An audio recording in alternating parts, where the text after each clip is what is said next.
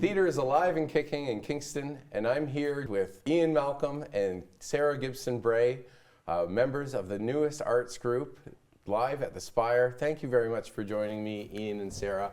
Today we are here talking about the newest play being presented at the Spire, which is All I Need to Know I Learned in Kindergarten. So thanks very much for joining me. We're glad to do that, Sam. Yeah, and it's exciting. It's a new theater group in Kingston. We've made a theater group that's really designed for and by seniors, which is maybe something that wasn't totally available in the past. And I wanted to ask you, Ian, what is the impetus behind this theater group? The Kingston Arts Council and New Horizons made available a really substantial, generous grant for seniors theater. We knew at the Spire that there was an opportunity to, first of all, put a lot of actors of a certain age to work in a very useful way, and secondly, to do a show that would give a lot of people a sense of new possibilities at the Spire. It's a wonderful performance hall, but it's known mainly for music and instrumental and vocal. And the idea of putting on a stage performance with music was a challenge that we really wanted to rise to. And it's a musical. It's singing and dancing and obviously acting. Has that been a challenge when you're working with the senior population? No, I would say Kingston is filled with actors of a certain age who know how to do it and are really expert. It really is. And I've said this before, that it doesn't just stop at a certain age, right? Like, it's something that we don't hit 65 or 75 and all of a sudden the art turns off, right? And we just become audience members. It's something that we want to continue. And I know, Sarah, you're very involved in the play. Yes. As an actor. What drives you to be involved in theater in Kingston? Oh, well, it's hard to find something more enjoyable and more fun. I love this particular show. I'll say in general, I love the theater because it combines all of the things I'm interested in: music, dance, acting, literature, visual art. It's just a rich realm, but this is a really delightful piece, and it's just a great opportunity to be challenged as an adult. I mean, I feel, as with a lot of things, that things get better as they get a bit older. We gain experience, and in fact, this play, a lot of the play is about gaining experience as a human being, but also trying to retain the gifts of a child, but bringing them with you throughout life and being transformed.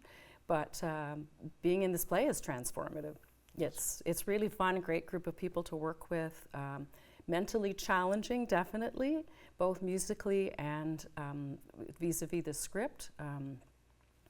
I just can't think of anything a lot more fun to be doing, honestly. And the play is based off a very famous novel that's probably, I think, a bestseller around the world. Yes, not so much a novel, Sam, but a kind of vision of elements of life that it's really important to remember as you grow older, the elements of a child's optimism, a child's freedom.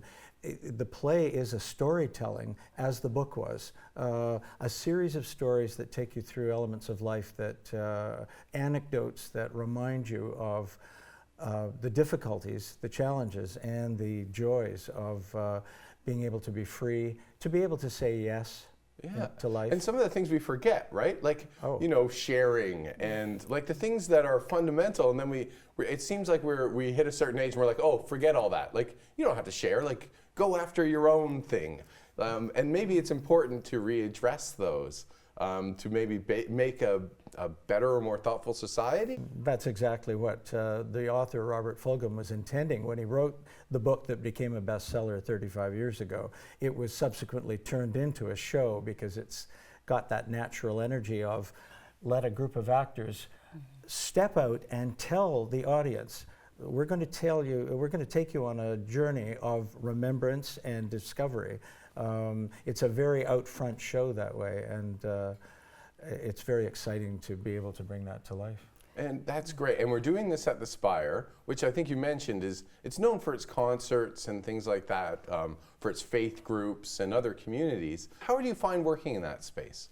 I've largely sung in that space. In fact, my family had been a member of that church for well over 100 years, and I think of my grandmother, etc., through this period of time. But acoustically, I think Sydenham Street United Church, to me, has perhaps the most beautiful acoustic, particularly for vocal, but also instrumental music. So it's a gift for singers. It's very live. It's this huge, beautiful, vaulted space.